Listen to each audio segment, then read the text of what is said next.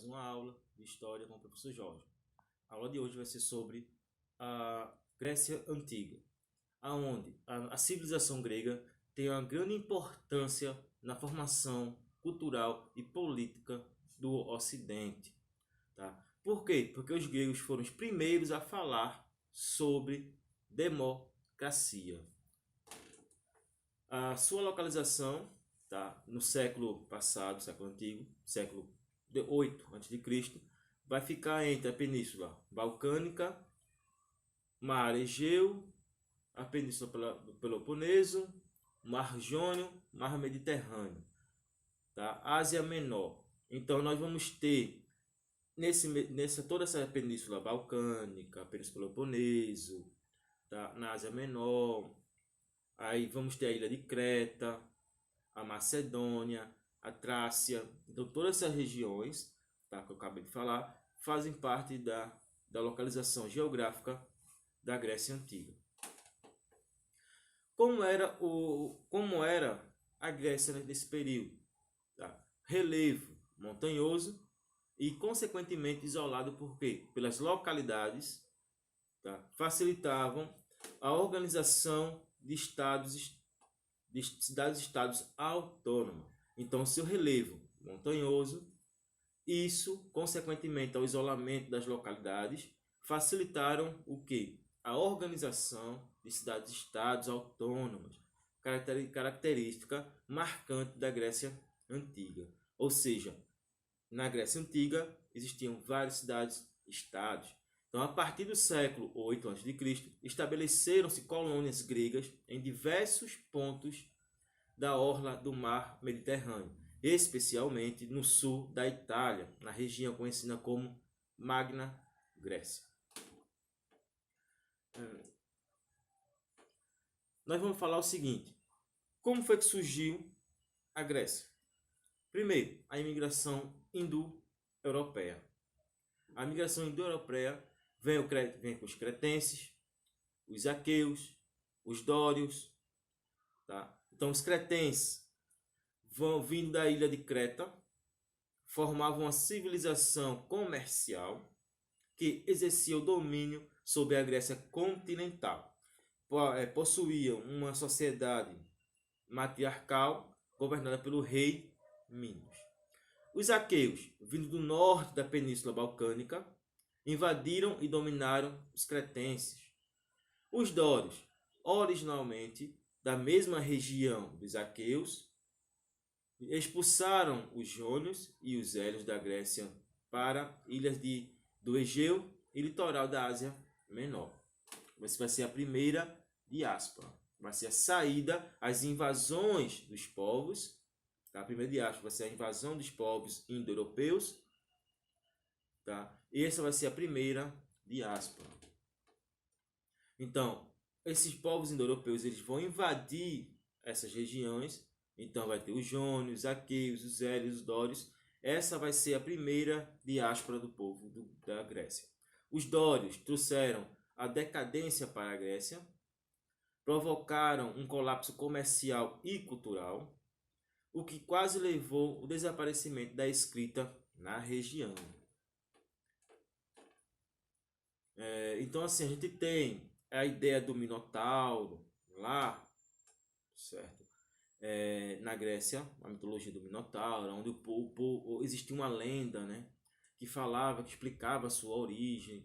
Então a gente vai ver uma aula que vai falar um pouco sobre isso, para a gente não adentrar muito aqui.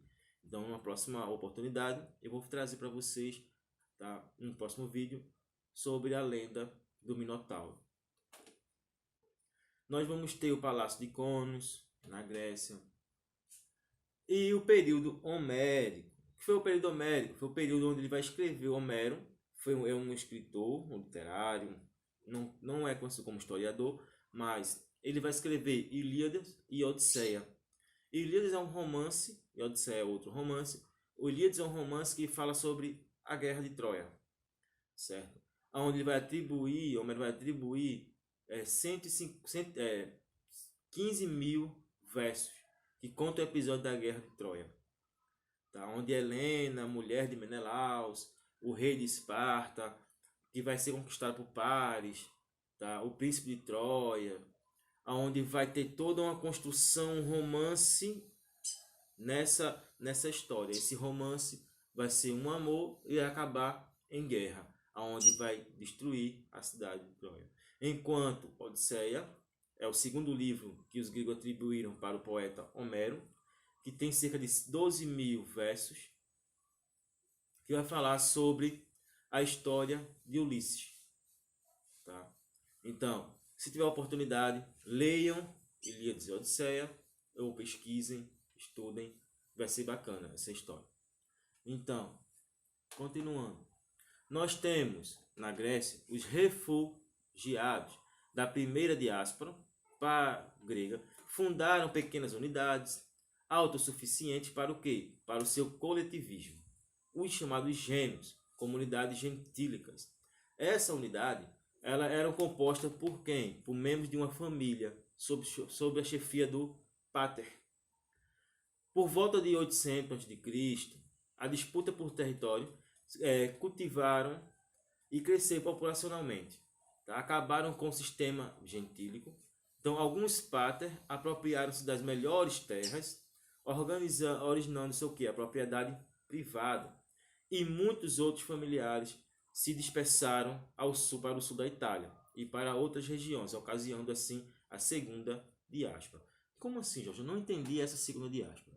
A segunda diáspora foi o seguinte: como a primeira diáspora ela vai enfraquecer, tá? Vai deixar a população pobre, ou alguns fogem. Então o que acontece? Vai existir uma figura paterna chamada de pater, que vai formar uma tribo, vamos dizer assim, organizar uma sociedade. A sociedade vai ser organizada coletivamente e vai distribuir todo o alimento que for necessário. Ou seja, quem vai distribuir? Esse pater. Só que vai chegar um momento que vai existir aí uma propriedade privada. Ou seja, vamos dar um exemplo, como eu sou parente, próximo, amigo do pater, ele vai me dar melhores terras, melhores alimentos. Enquanto aqueles que não fazem parte da família dele, ou está distante, ou não gosta muito, ele vai dar as piores terras, vai deixar sem alimento. Então, isso vai fazer ocasionar o que? A segunda diáspora. Porque essas pessoas que estão passando necessidade não vão ficar nessa sociedade. O que acontece? Ele vai migrar para o sul da Itália, formando assim a Magna Grécia, ou a segunda diáspora grega. Então assim, a gente tem a primeira diáspora, que vai ser no século 12 a.C., a segunda diáspora no século 8 a.C., certo? Vão se fixar em áreas e vai se distribuir, tá? Vai formar a desintegração dos gênios, provocando a formação das polis, ou seja, cidades, e colonização da região correspondente ao sul da Itália, a Magna Grécia. Então, com essas mudanças, foram reforçadas as diferenças sociais.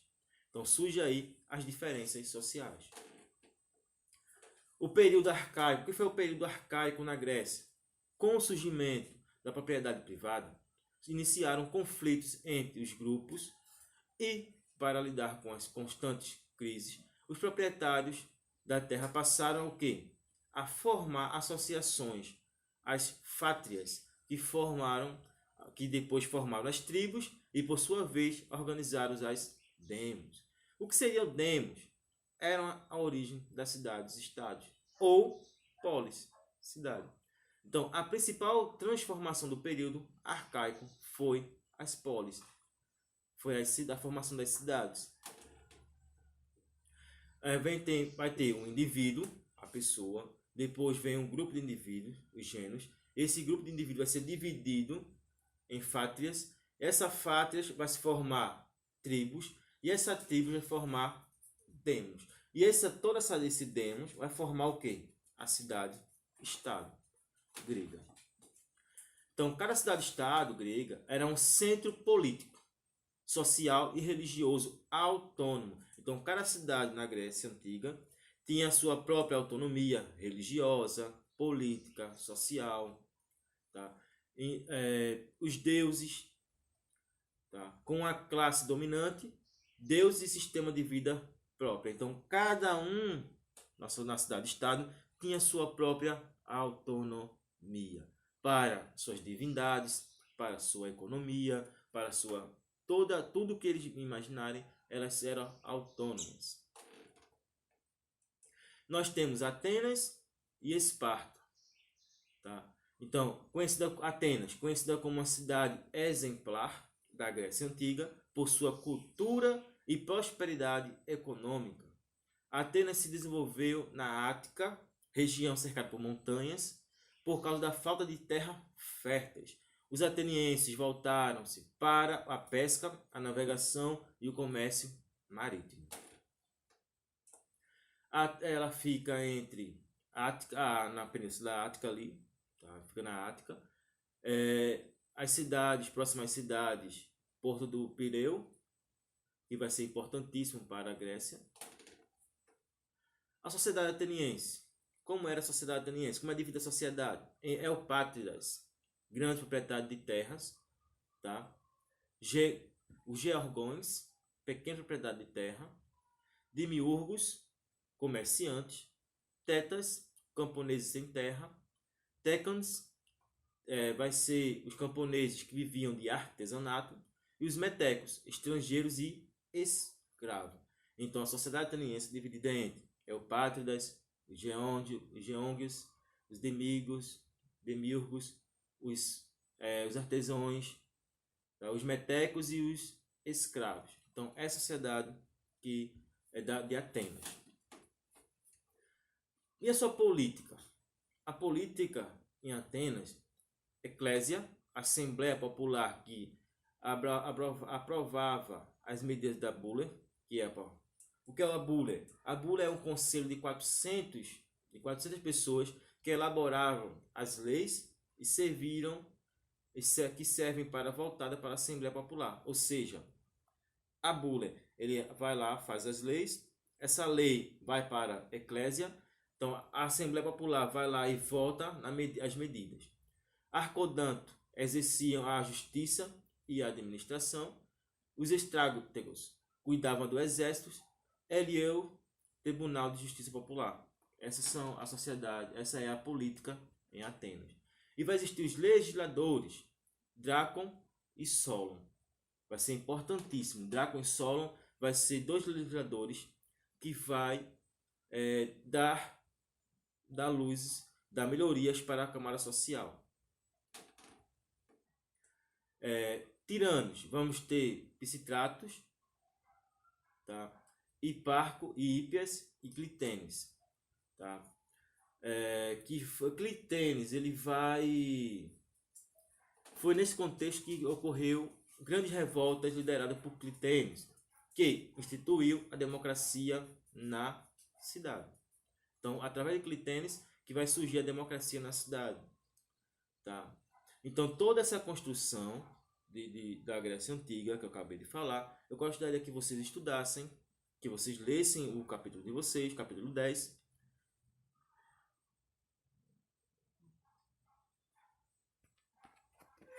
Então, assim, na próxima aula a gente continua, tá? Falaremos sobre Esparta e estudem.